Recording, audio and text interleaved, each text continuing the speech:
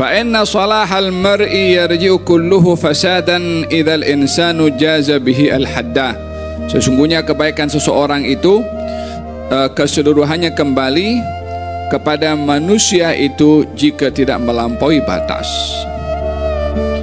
Oleh sebab itu, bila kita suka kepada sesuatu, biarlah bersederhana, kerana bila kehilangan sesuatu itu, akibatnya pun juga sederhana.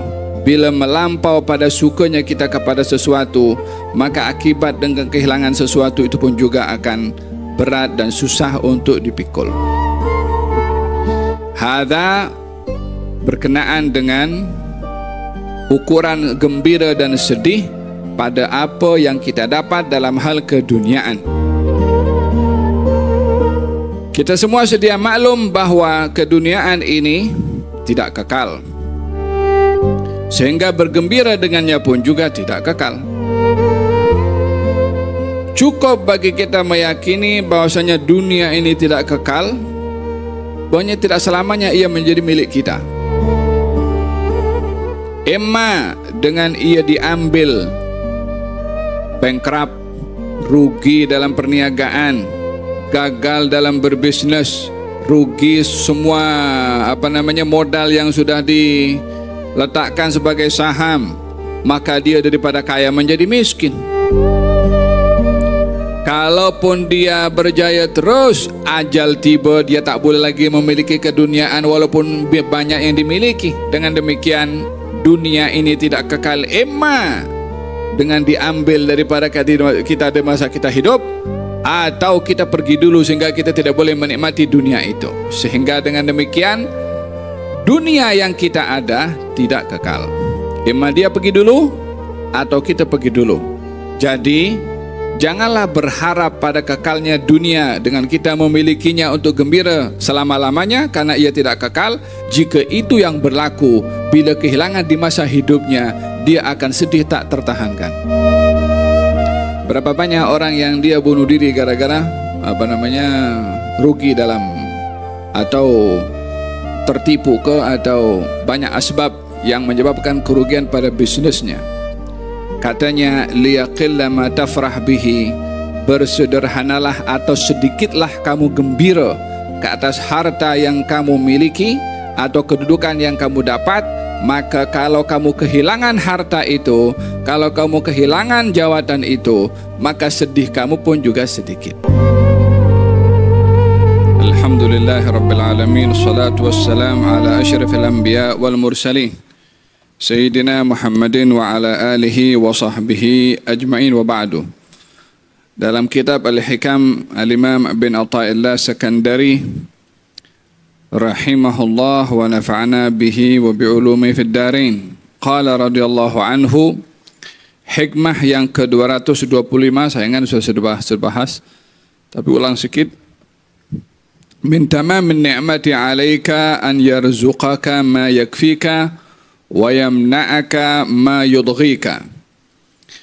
Di antara kesempurnaan nikmat dari Allah kepada kamu, bila ia memberi rezeki kamu yang cukup dan menghalang kamu untuk melakukan perbuatan yang lara dengan rezeki yang berlebih. yakni memberitahukan bahwasanya nikmat Allah Subhanahu wa taala diberikan kepada hambanya ada 3 kategori.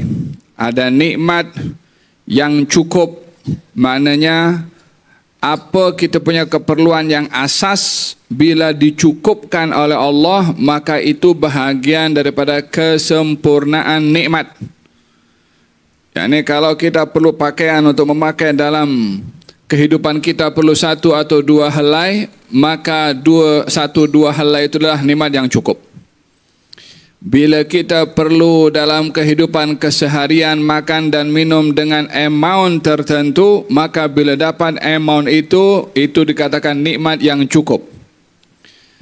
Tetapi bila lebih daripada itu, yang dicari, yang dikejar, dan tidak diberi oleh Allah Subhanahu wa taala yang lebih daripada yang cukup, itu juga bahagian daripada kesempurnaan nikmat.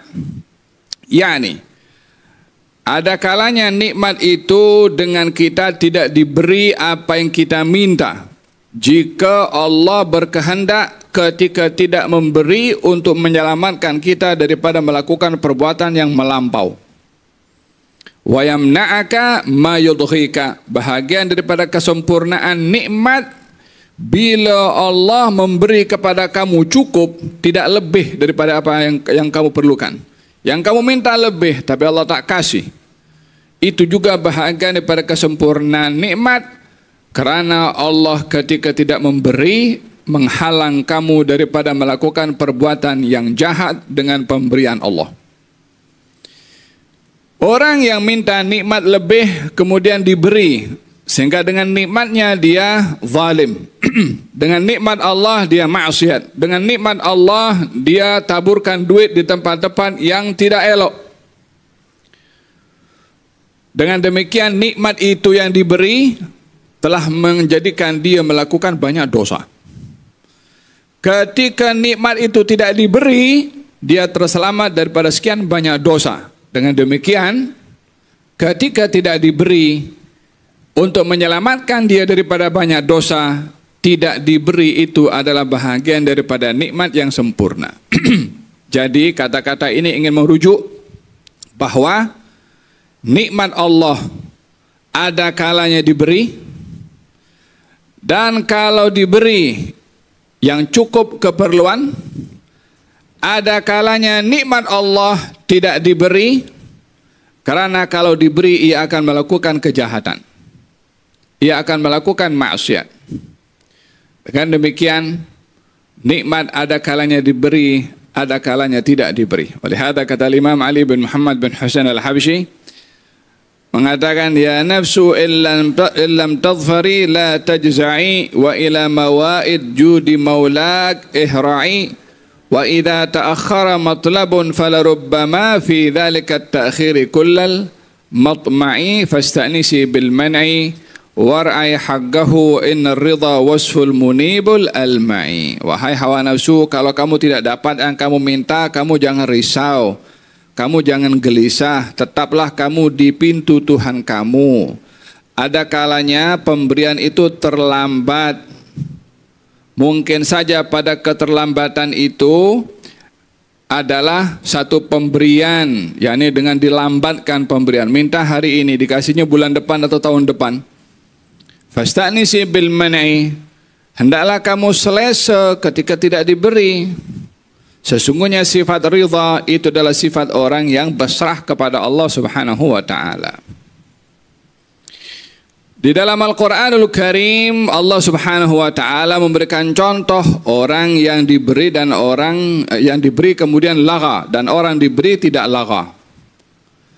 Nabi Daud diberi kuasa, Nabi Sulaiman diberi kuasa, Nabi Dzulqarnain diberi kuasa, tapi dia tak terperdaya dengan kekuasaannya. Fir'aun dikasih kuasa, Namrud dikasih kuasa, tapi dia zalim dengan kekuasaannya.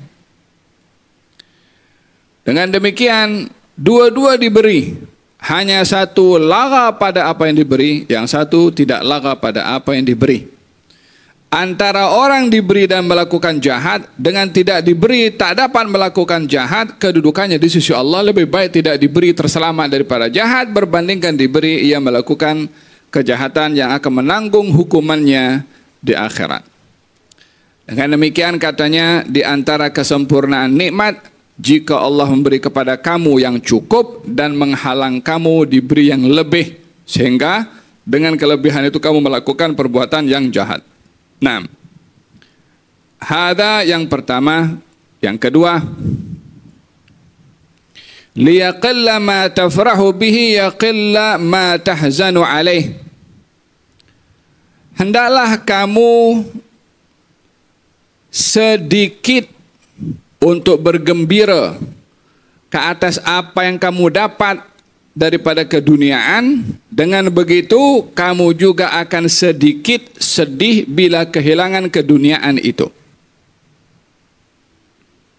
Hendaklah kamu bila ingin bergembira atas keduniaan yang didapat, harta, kemudian pangkat, Ataupun apa saja hal keduniaan yang kita happy kalau kita dapat. Kalau kita happy sikit, maka bila kehilangan dunia itu, sedihnya pun sikit. Tapi kalau kita happy banyak, bila hilang itu dunia, sedihnya pun juga banyak. Jadi sedih di penghujung bergantung kepada happy di awal. Bila happy di awalnya biasa, maka sedihnya biasa. Kalau kehilangan itulah. Walihada kata syair mengatakan, "Waman sarrahu an la yara ma yasu'uhu." Barang siapa yang ingin melihat di masa hadapan hal-hal yang dia tidak menyusahkannya, fala yattakhidh syai'an yakhafu lahu faqada, maka janganlah dia menjadikan sesuatu yang dia tak mahu sesuatu itu hilang daripada dia. Ini kalau tak mau susah di kemudian, jangan bikin hal sekarang. Kalau kita khawatir kehilangan apa yang kita miliki di kemudian hari, dan kita bergantung kepada sesuatu itu, maknanya kita prepare untuk musibah yang besar di masa akan datang. Pasal kita dah tahu yang kita dah nak dapat ni tak kekal kepada kita selamanya. Fa inna salahal mar'i yarji'u kulluhu fasadan idzal insanu jaza bihi al-hadda. Sesungguhnya kebaikan seseorang itu keseluruhannya kembali kepada manusia itu jika tidak melampaui batas. Oleh sebab itu, bila kita suka kepada sesuatu, biarlah bersederhana, kerana bila kehilangan sesuatu itu, akibatnya pun juga sederhana. Bila melampau pada sukanya kita kepada sesuatu, maka akibat dengan kehilangan sesuatu itu pun juga akan berat dan susah untuk dipikul. Hadza berkenaan dengan ukuran gembira dan sedih pada apa yang kita dapat dalam hal keduniaan. Kita semua sedia maklum bahawa keduniaan ini tidak kekal. Sehingga bergembira dengannya pun juga tidak kekal. Cukup bagi kita meyakini bahwasanya dunia ini tidak kekal, bahwasanya tidak selamanya ia menjadi milik kita. Emma dengan ia diambil, bankrupt, rugi dalam perniagaan, gagal dalam berbisnes, rugi semua modal yang sudah diletakkan sebagai saham, maka dia daripada kaya menjadi miskin. Kalaupun dia berjaya terus, ajal tiba, dia tak boleh lagi memiliki keduniaan walaupun banyak yang dimiliki. Dengan demikian, dunia ini tidak kekal. Emma dengan diambil daripada kita di masa kita hidup, atau kita pergi dulu sehingga kita tidak boleh menikmati dunia itu. Sehingga dengan demikian, dunia yang kita ada tidak kekal. Emma dia pergi dulu atau kita pergi dulu. Jadi janganlah berharap pada kekalnya dunia dengan kita memilikinya untuk gembira selama-lamanya, karena ia tidak kekal. Jika itu yang berlaku, bila kehilangan di masa hidupnya, dia akan sedih tak tertahankan. Berapa banyak orang yang dia bunuh diri gara-gara rugi dalam atau tertipu atau banyak asbab yang menyebabkan kerugian pada bisnisnya. Katanya, liyaqilla ma tafrah bihi, bersederhanalah atau sedikitlah kamu gembira ke atas harta yang kamu miliki atau kedudukan yang kamu dapat. Maka kalau kamu kehilangan harta itu, kalau kamu kehilangan jawatan itu, maka sedih kamu pun juga sedikit. Yang terakhir, wa idza aradta an la tu'zal fala tatawalla wilayatan la tadumu lak. Kalau kamu mahu tidak dilucutkan, tidak dilucutkan maksudnya tidak dijatuhkan daripada kekuasaan. Kalau kamu mahu untuk tidak dilucutkan atau tidak dijatuhkan daripada kekuasaan kamu, maka kamu jangan menuntut kekuasaan yang tidak kekal kepada kamu.